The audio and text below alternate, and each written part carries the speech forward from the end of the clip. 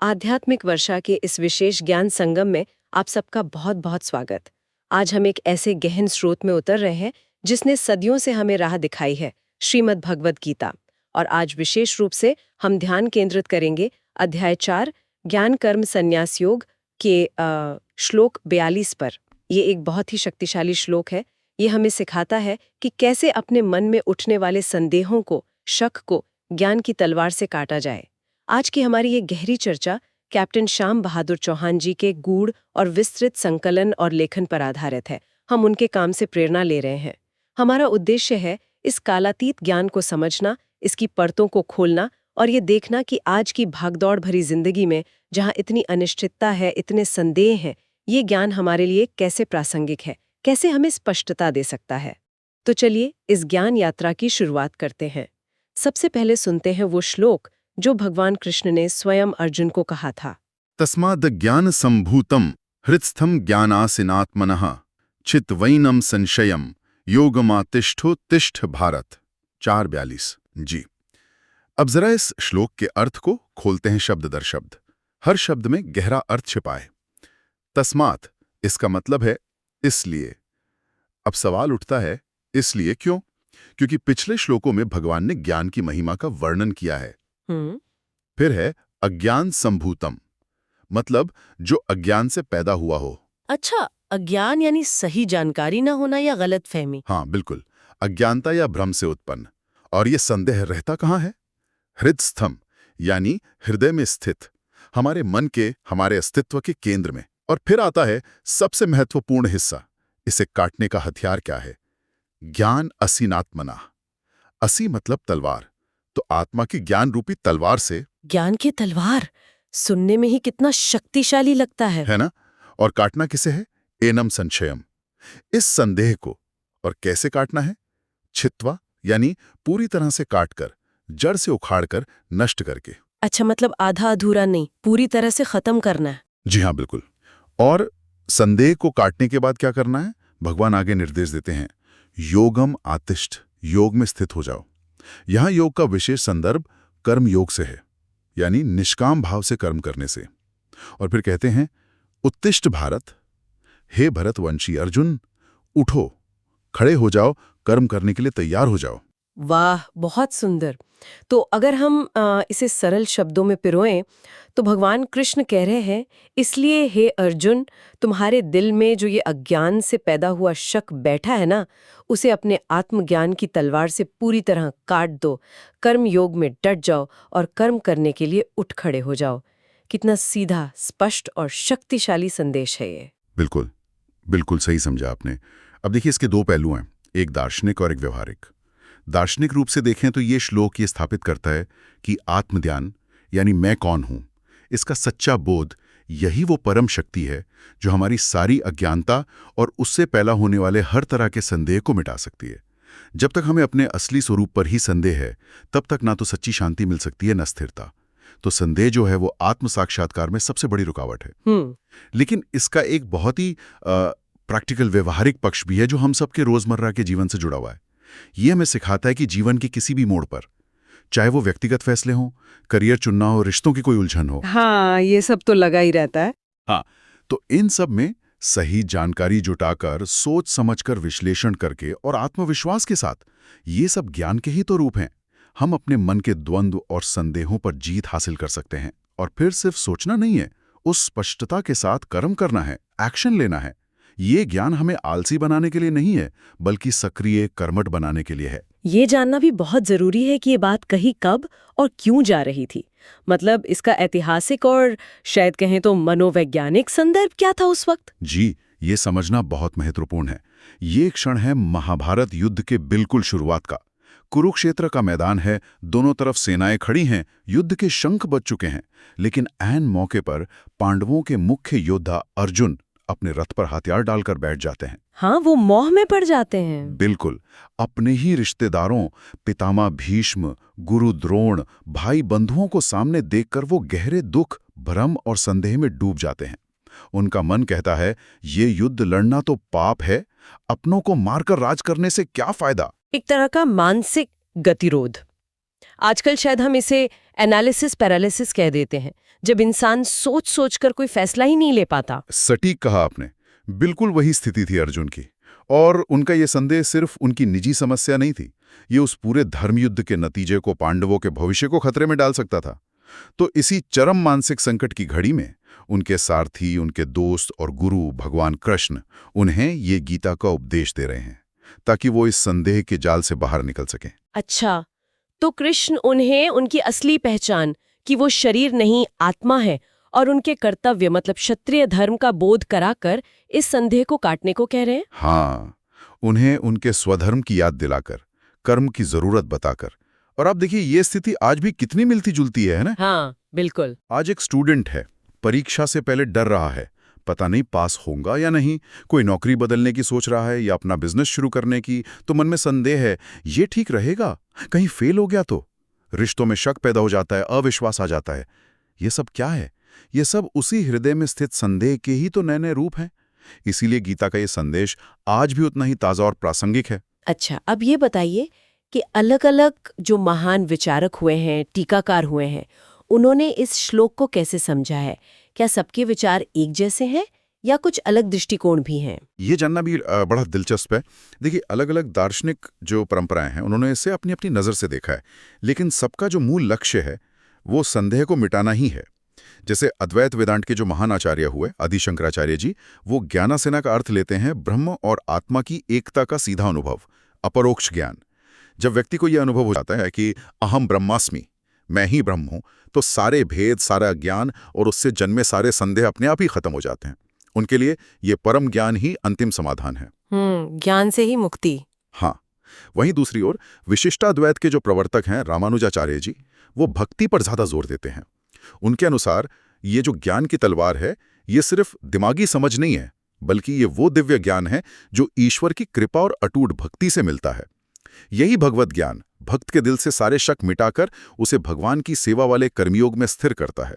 तो यहाँ ज्ञान का स्रोत भक्ति और भगवान की कृपा है। अच्छा, तो एक रास्ता हुआ परम ज्ञान का और दूसरा भक्ति और ईश्वर की कृपा से मिले ज्ञान का। जी। दोनों ही संदेह काटते हैं। और जो हमारे आधुनिक समय के विचारक हैं जैसे स्वामी विवेकानंद, उन्होंने इसे कैसे देखा? स्वामी विवेकानंद जी ने तो इसे खासकर युवाओं के लिए बहुत ही जोशीला आह्वान बना दिया। वो कहते थे कि डर और शक यही इंसान की तरक्की में सबसे बड़े रोड़े हैं। उन्होंने इस श्लोक से प्रेरणा लेकर नौजवानों से कहा कि आत्मविश्वासी बनो, हर तरह के संदेह को फीको और देश और समाज की सेवा के काम में पूरी ताकत से जुट जाओ। उनके लिए ये उत्तिष्ठ शब्द एक तरह से वीर बनने का बुलावा था। उठो, जागो और कर्म करो। बिल्कुल। और स्वामी चिन्मयानंद जी, जिन्होंने गीता को आज के संदर्भ में बहुत लोकप्रिय बनाया, वो खास तौर पर उत्तिष्ठ यानी उठो शब्द पर बहुत बल देते थे। उनका कहना था कि भाई ज्ञान हासिल कर लेना ही काफी नहीं है। ज्ञान की सार्थकता तो तभी है जब वो हमें कर्म करने की प्रेरणा दे, हमारी जिंदगी में कोई पॉजिटिव बदलाव लाए। ज्ञान पाकर चुपचाप बैठ जाना तो ज्ञान का अपमान है। ज्ञान के बाद कर्म करना जरूरी है, वही ज्ञान का असली फल है। ये तो हुई दर्शन और अध्यात्म की बातें, पर क्या आज का विज्ञान, साइंस भी किसी तरह इस प्राचीन ज्ञान से जुड़ता है? क्या कोई कनेक्शन है? हाँ, और ये पहलू वाकई बहुत रोचक है। देखिए, आज की जो न्यूरो साइंस है वो हमें बताती है कि हमारे दिमाग में एक हिस्सा होता है एमिगडाला। ये डर, चिंता, शक जैसी भावनाओं का सेंटर है। और दूसरी तरफ है प्रीफ्रंटल कॉर्टेक्स। ये हमारी तार्किक सोच, विश्लेषण, फैसला लेने और भावनाओं को कंट्रोल करने का काम करता है। अब होता क्या है कि जब हम ज्ञान हासिल करते हैं, तर्क करते हैं, विवेक का इस्तेमाल करते हैं, तो हम अपने प्रीफ्रंटल कॉर्टेक्स को मजबूत बना रहे होते हैं।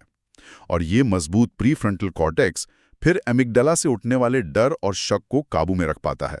तो एक तरह से ज्ञान सचमुच दिमागी स्तर पर भी संदेह पर जीत दिलाने में मदद करता है। अच्छा, ये तो कमाल की बात है। बिल्कुल। और मनोविज्ञान की दुनिया में देखें, एक बहुत मशहूर और असरदार थेरेपी है कॉग्निटिव बिहेवियरल थेरेपी, यानी CBT, संज्ञानात्मक व्यवहार थेरेपी। ये थेरेपी तो बिल्कुल गीता के इसी सिद्धांत पर काम करती है। ये क्या करती है? ये व्यक्ति को उसके लिए नेगेटिव, बेकार के विचार हैं, जो धारणाएं हैं, जो असल में संदेह ही तो हैं, उनको पहचानने में मदद करती है। फिर उन्हें तथ्यों, सबूतों और तर्क यानी ज्ञान की कसौटी पर कसकर चैलेंज करना सिखाती है और उन्हें बदलने का अभ्यास कराती है। ये प्रक्रिया बिल्कुल वैसी है जैसे ज्ञान की तलवार से संशय को काटना। हाँ, बिल्कुल अपने विचारों को चुनौती देना। जी। और इसका असर हमारे शरीर पर भी पड़ता है। देखिए, जब हम लगातार शक, चिंता, अनिश्चितता में रहते हैं तो हमारे शरीर में कॉर्टिसोल जैसे स्ट्रेस हार्मोन बढ़ जाते हैं। ये लंबे समय में सेहत के लिए अच्छे नहीं हैं।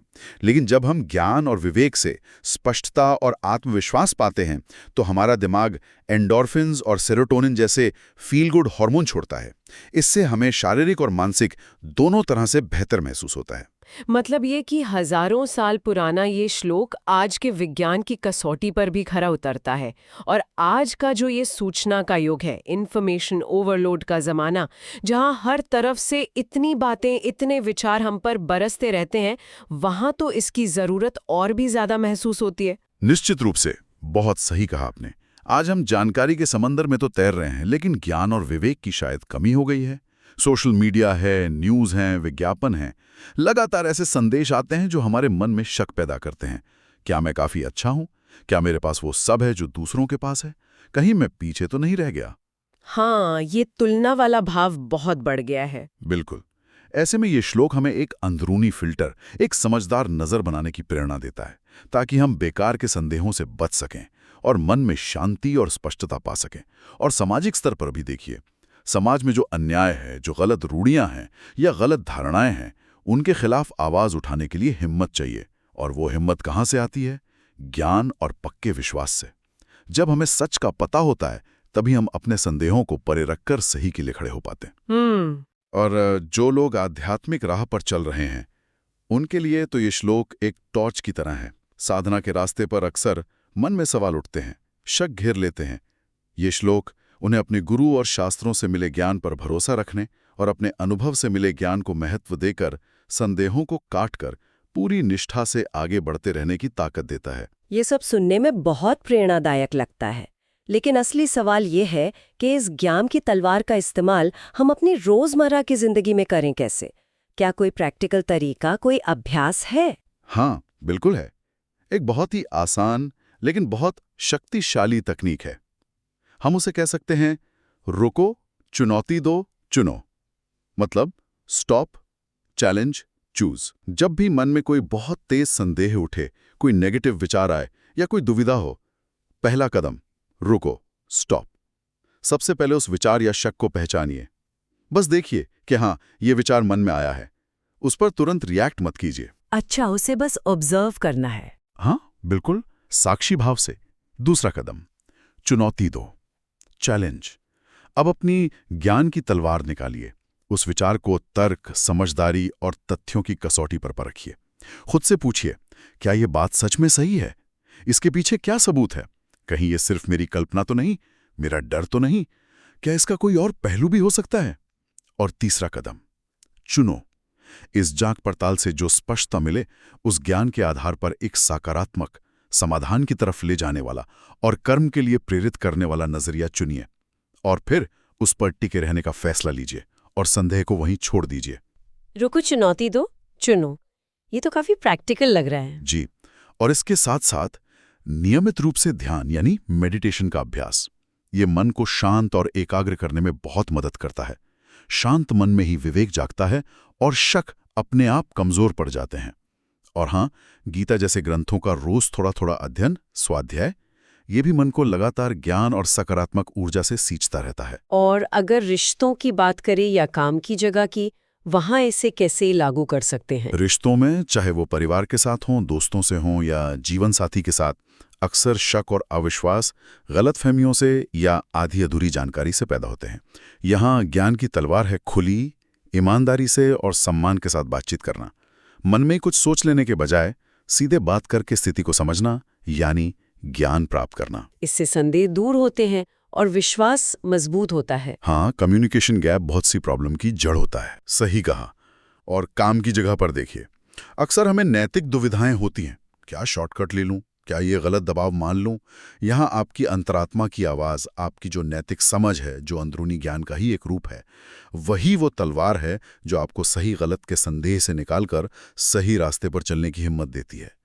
और अगर आप लीडरशिप रोल में हैं, तो साफ साफ बात करना, पारदर्शिता रखना, सही जानकारी देना यानी ज्ञान देना, इससे आप अपनी टीम के लोगों के संदेह दूर करते हैं और उन्हें प्रेरित करते हैं। ये भी आपका एक कर्तव्य बन जाता है। अब एक विशेष बात पूछना चाहूंगी।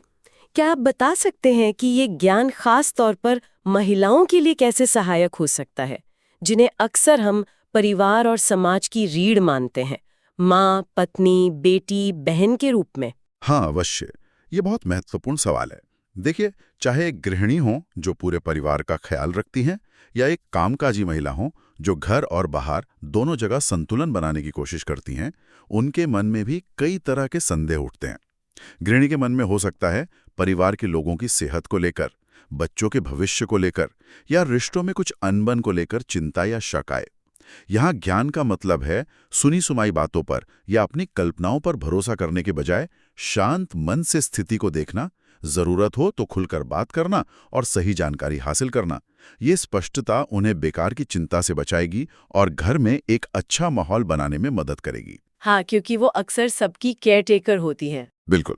इसी तरह जो कामकाजी महिलाएं हैं, उनके मन में अक्सर ये संदेह आता है, क्या मैं अपनी दोनों भूमिकाएं ठीक से निभा पा रही हूं? यहाँ ज्ञान की तलवार है अपनी प्राथमिकताओं को साफ तौर पर समझना, अपनी सीमाओं को जानना और स्वीकार करना, और जो भी समय और साधन है उनका समझदारी से इस्तेमाल करना। खुद पर तरस खाने या दोषी महसूस करने के संदेह को काटकर आत्मविश्वास के साथ अपने फैसले लेना और उन पर अमल करना। ये जो अंदरूनी स्पष्टता और शक्ति है, ये उन्हें जीवन के हर पहलू में ज्यादा प्रभावी बनाती है। ये श्लोक उन्हें याद दिलाता है कि उनके अंदर ही वो शक्ति है जिससे वो संदेहों से लड़ सकती हैं और स्पष्टता के साथ आगे बढ़ सकती हैं। ये बहुत जरूरी बात है। और युवा पीढ़ी और हमारे जो वरिष्ठ नागरिक हैं, उनके लिए इस श्लोक में क्या खास सीख है? युवाओं के लिए तो ये जीवन का वो दौर होता है जब करियर, रिश्ते, जीवन के लक्ष्य, इन सब को लेकर मन में बहुत सारे सवाल, संदेह, भ्रम होते हैं। यहाँ ज्ञान की तलवार है। सही जगह से जानकारी लेना, जैसे करियर काउंसलर से मिलना, अनुभवी लोगों से बात करना, जो भी विकल्प हैं उनका विश्लेषण करना, और सबसे जरूरी आत्मविश्लेषण करना। मतलब अपनी रुचि क्या है, अपनी क्षमता क्या है, अपने मूल्य क्या है, इसे पहचानना। ये हुआ स्वयं का ज्ञान। इस ज्ञान के आधार पर जब वो फैसले लेंगे तो उनमें आत्मविश्वास आएगा और संदेह दूर होंगे। देखिए, हमारे पूर्व राष्ट्रपति डॉक्टर एपीजे अब्दुल कलाम साहब का जीवन क्या अद्भुत उदाहरण है। ज्ञान की प्यास और पक्के इरादे ने उन्हें जीवन की हर चुनौती और संदेह पर जीत दिलाई। हाँ, बिल्कुल। और वरिष्ठ नागरिकों के लिए उम्र के साथ कई बार सेहत की चिंताएं या अकेलेपन का एहसास जैसे संदेह मन में आ सकते हैं। यहाँ ज्ञान की तलवार है अपनी सेहत के बारे में डॉक्टरों से सही और पूरी जानकारी लेना, अपनी भावनाओं और ज़रूरतों को परिवार या दोस्तों के साथ बांटना, और सबसे बड़ी बात, अपने जीवन भर के अनुभवों से जो ज्ञान और समझ उन्होंने हासिल की है उसे अपनी सबसे बड़ी ताकत बनाना। उनका ये अनुभव वाला ज्ञान उन्हें भविष्य की बेकार की चिंताओं और संदेहों से मुक्त कर सकता है और आज में शांति से जीने की नज़र दे सकता है। ये जो विचार है कि ज्ञान संदेह को दूर करता है, क्या ये सिर्फ भारतीय दर्शन में ही मिलता है या दुनिया के दूसरे दर्शनों में भी ऐसे विचार हैं? नहीं, ये एक तरह का यूनिवर्सल सच है। तो इसकी झलक हमें अलग अलग संस्कृतियों और दर्शनों में भी मिलती है, भले ही शब्द अलग हों। हाँ। जैसे पश्चिम में देखिए, रेने डेकार्ट नाम के एक बड़े दार्शनिक हुए। उन्होंने तो अपनी पूरी फिलॉसफी की शुरुआत ही शक से की थी। उन्होंने हर चीज पर शक किया ताकि वो उस एक सच तक पहुंच सकें जिस पर शक न किया जा सके, और वो था उनका खुद का होना। मैं सोचता हूं इसलिए मैं हूं। तो यहां शक ही ज्ञान तक ले गया। अच्छा, मतलब संदेह से शुरुआत करके निश्चित ज्ञान तक पहुंचना। हाँ, फिर स्टोइक दर्शन है जिसके बारे नाम सेनेका और मार्कस ऑरेलियस थे। वो भारी हालात के बजाय अपने विचारों, अपने फैसलों और अपनी समझ, जिसे वो लोगोस कहते थे, एक तरह का यूनिवर्सल तर्क या ज्ञान पर काबू पाने पर जोर देते थे। उनका मानना था कि समझदारी भरे फैसले ही हमें भावनाओं के उतार चढ़ाव और संदेहों से बचा सकते हैं। इसी तरह बौद्ध धर्म में विजिकित्सा यानी शक या संदेह को उन 5 रुकावटों में गिना जाता है जो ज्ञान, प्रज्ञा और निर्वाण के रास्ते में आती हैं, और इसे ध्यान और प्रज्ञा के अभ्यास से ही दूर किया जा सकता है। तो तरीके और शब्द भले ही अलग हो, पर मूल भाव वही है। ज्ञान या विवेक ही संदेह के अंधेरे को मिटाता है। तो आज की इस पूरी चर्चा का, इस गहरे मंथन का सार क्या निकला? हम इसे कैसे समेट सकते हैं? सार यही लगता है कि हमारे मन में जो ये शक उठते हैं, जो अक्सर अज्ञान, डर या आधी अधूरी जानकारी से पैदा होते हैं, वो हमारे दुश्मन जैसे हैं, हमें आगे बढ़ने से रोकते हैं। लेकिन अच्छी बात यह है कि ये दुश्मन अपराजय नहीं है, इन्हें हराया जा सकता है। और हथियार है ज्ञान, आत्मज्ञान, विवेक, सही जानकारी, तर्क और विश्वास। ये तलवार हमारे अंदर ही है, बस हमें इसका इस्तेमाल करना सीखना है। और जैसा कि श्लोक के आखिर में कहा गया है, उत्तिष्ठ, उठो। ज्ञान पाकर संदेहों को काटकर हमें चुप नहीं बैठ जाना है, बल्कि उस स्पष्टता और आत्मविश्वास के साथ कर्मयोग में डटकर अपने कर्तव्य के रास्ते पर मजबूती से आगे बढ़ना है। ज्ञान हमें कर्म करने की शक्ति देता है। बिल्कुल सही कहा आपने, एकदम सटीक सार है ये। ये श्लोक सिर्फ पढ़ने या सुनने के लिए नहीं है, ये जीवन में उतारने के लिए है। ये आत्मविश्वास का, मन की स्पष्टता का और निर्णायक कदम उठाने, डिसाइसिव एक्शन का आवाहन है। ये हमें याद दिलाता है कि ज्ञान का असली मकसद जीवन को बदलना है, हमें एक बेहतर इंसान बनाना है और हमें अपने लक्ष्यों की तरफ बढ़ने की हिम्मत और ताकत देना है। और ये अद्भुत विश्लेषण, जैसा हमने शुरू में बताया था, कैप्टन श्याम बहादुर चौहान जी के गहन संकलन और लेखन पर आधारित था। हम उनके इस महत्वपूर्ण योगदान के लिए आभारी हैं। और जाते जाते हमारे श्रोताओं के लिए एक छोटा सा विचार छोड़कर जाना चाहूंगा। जरा सोचिए, अगर हम सब अपनी रोजमर्रा की जिंदगी में आने वाली छोटी बड़ी अनिश्चितताओं, दुविधाओं और संदेहों का सामना करने के लिए नियमित रूप से इस ज्ञान की तलवार का इस्तेमाल करने का अभ्यास करें, तो भविष्य के प्रति हमारा नजरिया कितना बदल सकता है। हम आने वाली चुनौतियों का सामना कितने ज्यादा शांत, स्पष्ट और असरदार तरीके से कर पाएंगे, इस पर जरूर विचार कीजिएगा। बिल्कुल। इसी विचार के साथ आज के इस ज्ञान संगम को यहीं विराम देते हैं। अगली बार फिर मिलेंगे एक नए विषय के साथ। धन्यवाद। धन्यवाद।